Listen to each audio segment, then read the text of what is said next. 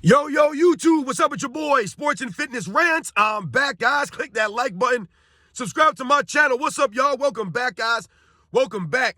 Got another great video for you guys today. As usual, you guys know the deal on this channel. It's all about putting some respect on the 80s and the 90s, stopping the narrative, stopping the lies, right? Stopping them from tearing down these past eras and these players, man, with straight lies, trying to rewrite the history, right? And I want to thank you guys, man, everybody across the world, everyone across the states. It really means a lot to me, guys. I'm truly humbled by all the support, man. Guys, people joining my membership, man. Shout out to everybody, man. Matthew Butcher, Ken S., James Williams, man. Shout out to all you guys, man. Everyone that's been supporting me, guys. It means a lot. Your comments, subscribing, all of that. I'm truly humbled by the support, guys. Thank you very much, man. Much respect to all you guys, the true basketball fans. And in this video, we're going to shout out some guys from the 90s, man. Some guys from the 90s that I remember watching growing up that really never get mentioned. You guys know on this channel, I try to mention certain players from the 80s and the 90s from time to time in my videos. And in this video, we're going to specifically talk about some players from the 90s that are forgotten. The forgotten players in the 90s that rarely ever get mentioned. Because the NBA in the 90s, man, was a great game, man. It was a popular game. It was a well-balanced game. And there were a lot of really good players in that era. And we're going to talk about them in this video. But you guys know what to do, man. Turn the volume all the way up. Hit that play button. Remember, these videos are for educational purposes. And let's roll. So, yes, guys, as you know, on this channel, I try to put respect on Michael Jordan by stopping the narratives, right? Stopping the lies, stopping them from rewriting history. At the same time, we're putting respect on the 80s and the 90s, right? Michael Jordan's era of the 90s. We must put some respect on these guys because they're always being torn down. They must continue to tear down the past eras to lift up this era. I don't know why they do that. There should be no reason for them to tear down these past eras just to lift these guys up. We've never did that. We never tore down guys in the 80s to lift the 90s players. We never did this stuff. I never tore down the 2000s guys to lift up the 90s guys. We never did these things, man, right? Everyone stands on their own greatness, on their own resumes. But for some reason now, they must continue to lie, rewrite the history. So we're going to speak about some of these guys from the 90s that rarely ever get mentioned, the forgotten guys, guys that I remember watching growing up. So without further ado, let's start with the first guy. Let's start with Stacey Augmon. Stacey Augmon, man, a.k.a. the Plastic Man.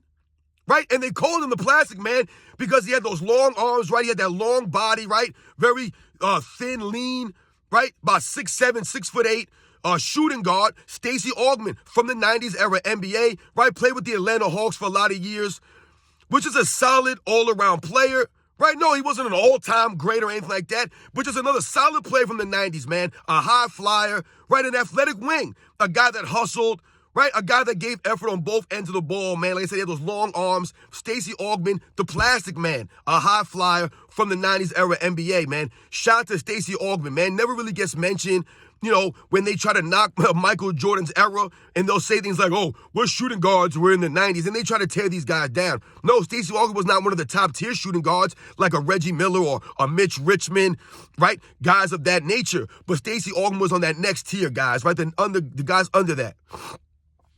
So shout out to Stacey Augmon. Another guy that I've mentioned on this channel several times, I just mentioned him the other day, Detlef Schrempf, man. Shout out to Detlef Schrempf.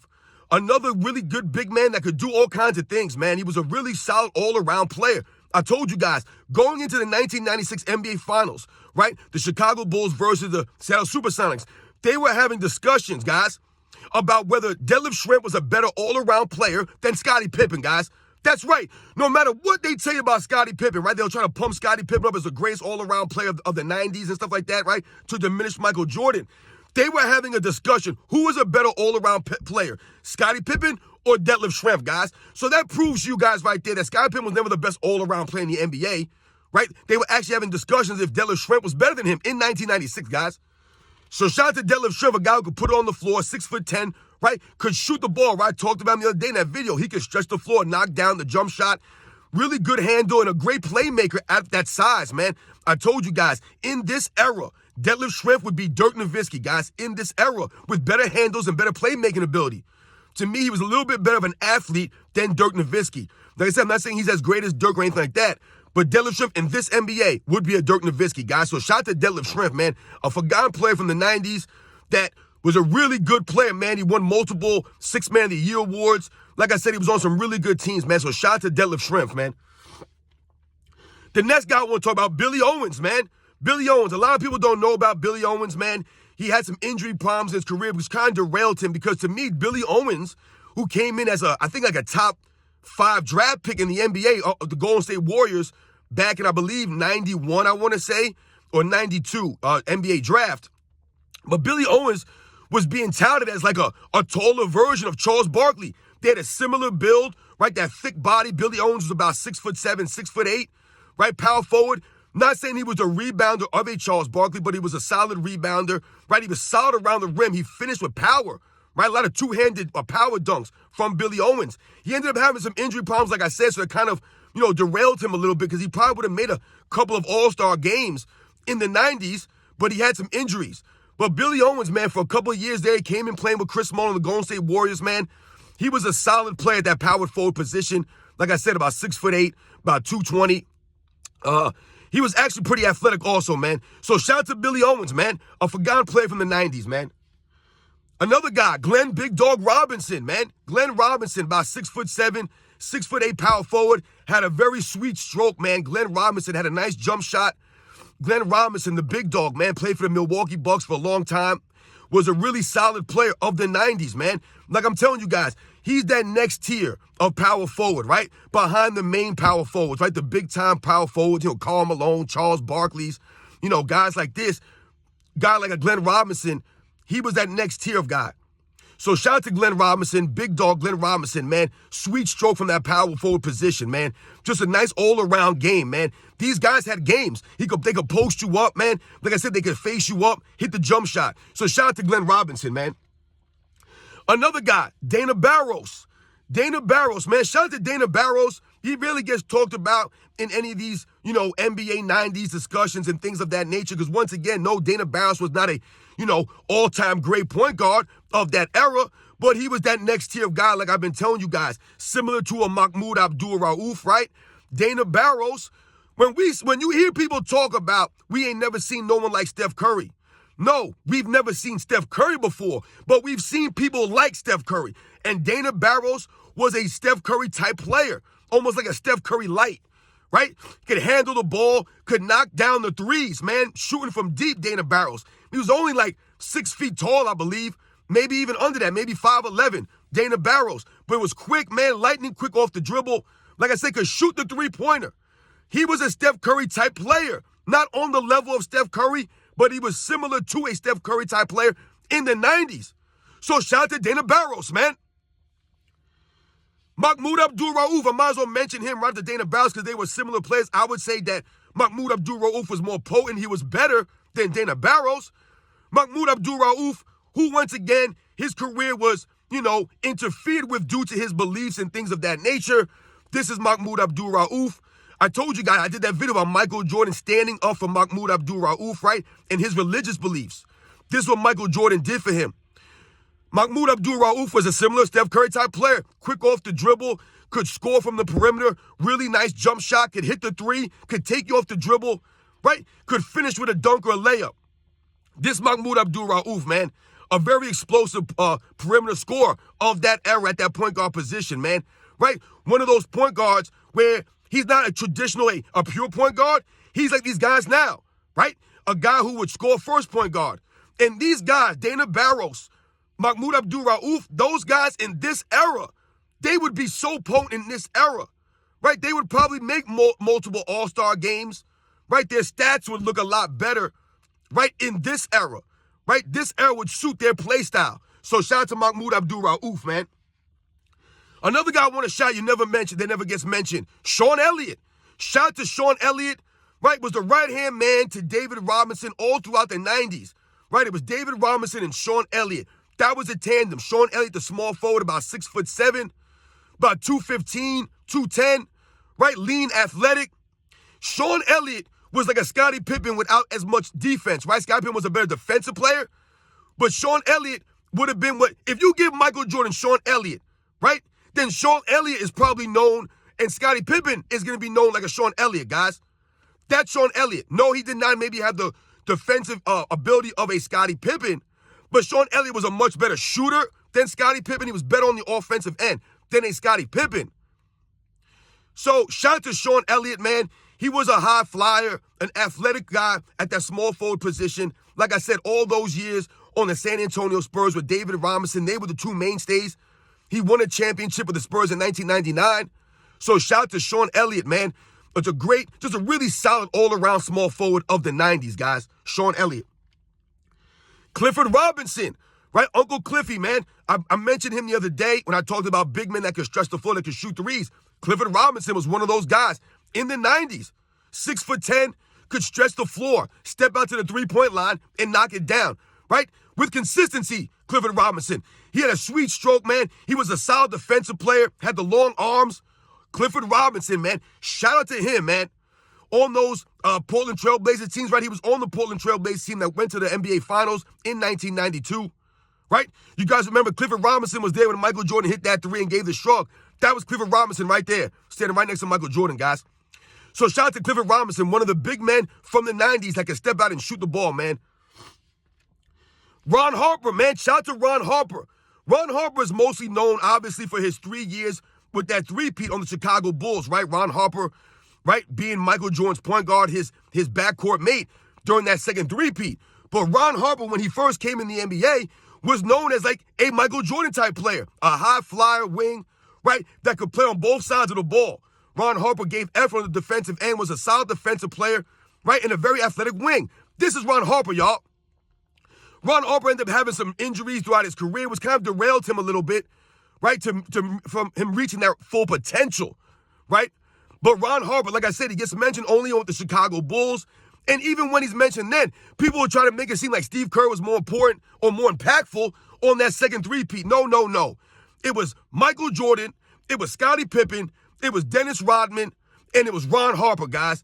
That was the way it went. It wasn't Steve Kerr or Tony Kukoc. It was Ron Harper, man. He was the next guy up as far as impact on that second three-peat Chicago Bulls, man. So shout out to Ron Harper, the two-way player Ron Harper, right? Just a really solid player when he came in the NBA on the Cleveland Cavaliers, guys. Him and Michael Jordan had some battles, man. So shout out to Ron Harper, man.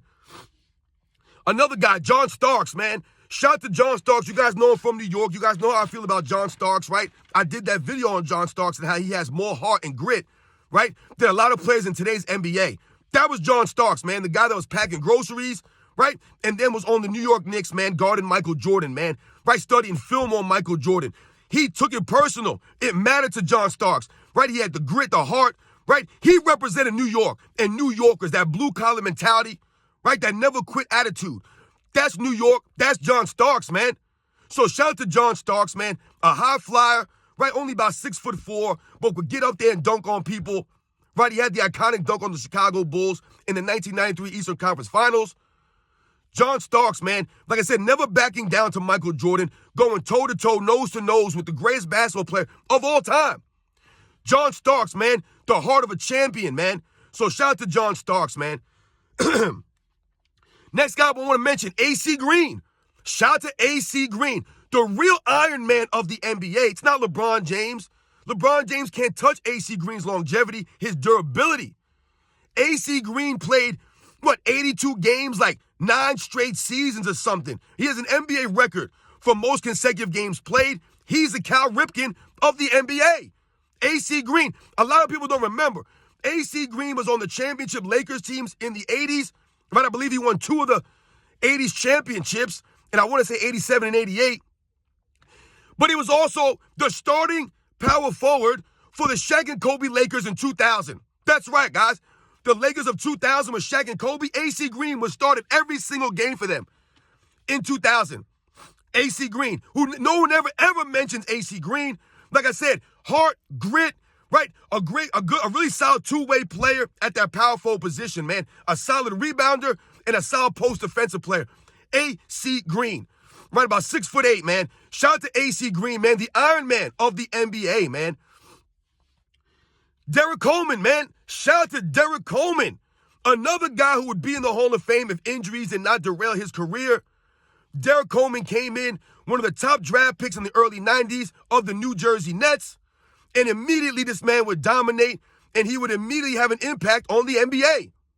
This Derek Coleman, 6'10", power forward, about 240. Nice touch around the rim, nice jump shot, right? This is Derek Coleman, solid post-up player. Excuse me, guys. That's Derek Coleman, man. Like I said, a legit Hall of Famer, if he does not have the injuries, would probably go down as one of the probably top 10 greatest power forwards of all time without the injuries, guys. So shout out to Derek Coleman, man. Another guy, Kendall Gill. Kendall Gill rarely gets talked about, never mentioned, right? They'll always tell you, oh, who did Michael Jordan guard in the 90s? There were no shooting guards in the 90s, and I've told you guys, maybe they don't know who the shooting guards in the 90s were, right? So when we mention guys like Clyde Drexler or Reggie Miller or Mitch Richmond, we talk about some of these shooting guards in the 90s. You also had guys like the Stacey Augmon that I mentioned, guys like Kendall Gill, guys like John Starks, right? There were the next tier of shooting guards. That's Kendall Gill, man, one of the most athletic shooting guards of that era, a high flyer, about 6'5", about 200 pounds, 190. Kendall Gill, man. Him and Michael Jordan would have battles, right? Kendall Gill was very athletic wing, man. Played against Michael Jordan and the Chicago Bulls in the 1998 Eastern Conference first round on the New Jersey Nets.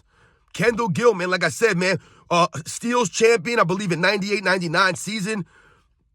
I believe Kendall Gill has the NBA record for most steals in a game. I believe he had I want to say he had 11 steals in a game, guys, one time. I want to say he did. I could be wrong, but I'm pretty sure Kendall Gill has a record for most steals in a game in NBA's history, guys. So shout out to Kendall Gill, man. A really solid two-way player, a two-way shooting guard of the 90s, man. Muggsy Bogues. Shout out to Muggsy Bogues, man. Man never gets talked about. One of the greatest athletes to ever play in the NBA at 5'3", the shortest player in NBA's history. Think about the athleticism you have to play, to make it to the NBA level at 5'3", in an era of the 90s that had big men all over the place, 7-footers. Muggsy Bogues was one of the better point guards of that era, a pure point guard. Pass first, what he averaged about 7-8 shots a game for his career. Muggsy Bogues, man. Played for those Charlotte Hornets teams with Larry Johnson, Del Curry, Alonzo Mourning. This is Muggsy Bogues, y'all. Muggsy Bogues, the shortest player in NBA history to average a double-double. That's right. I don't know if it was the 94 to 95 season. Muggsy Bogues averaged 10 points and 10 assists per game at 5'3", y'all. Shout out to Muggsy Bogues, man, who would often full-court press people. Muggsy Bogues was great at pressuring the ball. He was so short, that low center of gravity. Muggsy Bogues would make it a terror for people trying to bring the ball up court. This is Muggsy Bogues in the 90s, y'all. 94 feet, right? Picking up players. Shout out to Muggsy Bogues, man. One of the greatest athletes in NBA's history, man. Shortest player in NBA's history, man. Just a really solid point guard of the 90s, man. Shout out to Muggsy Bogues.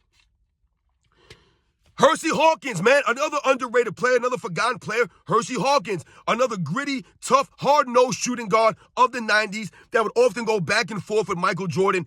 Shout out to Hersey Hawkins. He played on those early Philadelphia Sixer teams with Charles Barkley, right? Probably give you about 18 points a game, about 3 or 4 rebounds, about 2 or 3 assists. This is Hersey Hawkins, right? He was on that Seattle Supersonics team that went to the finals in 1996, right? In the backcourt with a Gary Payton. This is Hersey Hawkins, man. Just a really solid, gritty, hard-nosed, tough player. Hersey Hawkins always had that scowl on his face. He always looked like he was angry, man. Had a nice stroke from three-point range. Had a nice perimeter game. Had to stroke Hersey Hawkins, man. Much respect to Hersey Hawkins, man. Shout out to him, man. Another really solid shooting guard of the 90s, man. Otis Thorpe, man. Shout out to Otis Thorpe, guys. Otis Thorpe, who played for the Houston Rockets. He was the right-hand man to Hakeem Olajuwon down low all those years. It was Hakeem Olajuwon at center, and right next to him, right, the dependable, the reliable Otis Thorpe, who had those giant hands, was a powerful player inside, a really solid rebounder, a really solid two-way player down low, man. Really a good compliment to Hakeem Olajuwon down low, man. Otis Thorpe, man. Like I said, he'll probably give you about 12, 13, 14 points, about 8 or 9 rebounds, maybe 10 rebounds a game. Like I said, was very powerful down low, finishing with the dunks, man. He's one-handed power dunk because his hands were huge, man. Shout out to Otis Thorpe, man. One of the, the grittiest, one of the toughest players of the 90s, man. And just durable. The man was always there. He always showed up. As I said, he was reliable. He was always there with Hakeem Olajuwon, playing 80, 82 games every single season, man. And then they would trade him away when they would get Clyde Drexler in 1995. But Otis Thorpe was part of that 1994 Houston Rockets championship team. So shout out to Otis Thorpe, man. Next guy I want to mention is Terry Porter, man. Shout out to Terry Porter, man. One of the solid point guards of the 90s. No, he wasn't one of the all-time great point guards, but like I said, he was that next tier of point guard. Under the John Stocktons, the Gary Paytons, the Jason Kidds, the Anthony Hardaways, right? The Kevin Johnsons. After those great point guards, you had guys like Terry Porter, Mark Price, right? This is where he was, Mark Jackson. These were the guys. This was that next tier point guard. So shout out to Terry Porter, man, who was really a primetime performer, man. A lot of times during those Portland Trailblazers runs when they went to the finals in 1990 and in 1992, a lot of people forget Terry Porter was the point guard for those teams, man. And he was a big-time help for Clyde Drexler, man. Terry Porter, I believe in the 1992 Western Conference Finals, this guy was killing it, man. I think he had like a 40-point game in the Western Conference Finals. Just playing out of his mind. Could hit the jump shot, could shoot the three, had the long range. Terry Porter, man, just hard-nosed, gritty player, man. So shout out to Terry Porter, man. And another guy, the last guy that I want to mention, I know this video's going kind of long, guys. I want to mention Kevin Willis, man. Shout out to Kevin Willis, similar to an Otis Thorpe. Kevin Willis, another power forward, played on the Atlanta Hawks for a long, long time, man. Just was there with Dominique Wilkins, Mookie Blaylock, on those teams, man. So shout out to Kevin Willis, man. 6'10" power forward, man. Really good rebounder. In his prime, the dude could probably get you 18, 20 points a game and about 12, 13 rebounds. This is Kevin Willis, the physical specimen. He's a physical freak, man. Always in great shape, always dependable, always reliable. He had an injury early in his career, but he didn't let it stop him. The man was always there, played 82 games, many, many seasons. He was just tough as nails, Kevin Willis, man. These guys were tough back in the day. Kevin Willis, I believe, had a 33-rebound game. Right, that might be his best, a 33-rebound game from Kevin Willis in the 90s, man. So shout out to Kevin Willis. I believe he was part of the 2003 championship team for the San Antonio Spurs. I believe he was on that team. Just a really good veteran to have on your team, man. A really good team guy. Do all the dirty work for you, man. That's Kevin Willis. Similar to an Otis Thorpe. Do all the dirty work, man. So shout out to Kevin Willis, man. So, guys, I know this video's been kind of long, man, but shout out to all those guys I mentioned. Shout out to the 90s. When they tear down a lot of these guys in the 90s, they try to make it seem like the players weren't that great. But in the 90s, there was a lot of depth. These guys, the talent was deep in the 90s. These guys that I mentioned, no, they were not these superstars of that era. These were the next tier of guys. Right? The guys that were borderline all-stars who didn't always make all-star teams, but they were close, right? But that's how stacked the 90s era was with talent. Guys like this in eras like today, these guys would be perennial all-stars. A Mahmoud Abdul-Rauf, a Dana Barros, a Detlef Schrempf, a Ron Harper, a Billy Owens, a Glenn Robinson, Sean Elliott, Kendall Gill. These guys in this era, John Starks, these guys would be greater than they were in the 90s. That's how great the 90s was. So shout out to all those guys I mentioned. You guys probably know guys I didn't mention. Shout them out in the comments, man. Let me know who you guys remember that really never gets mentioned or talked about anymore. You guys know the deal, man. I'll catch you guys on the next one.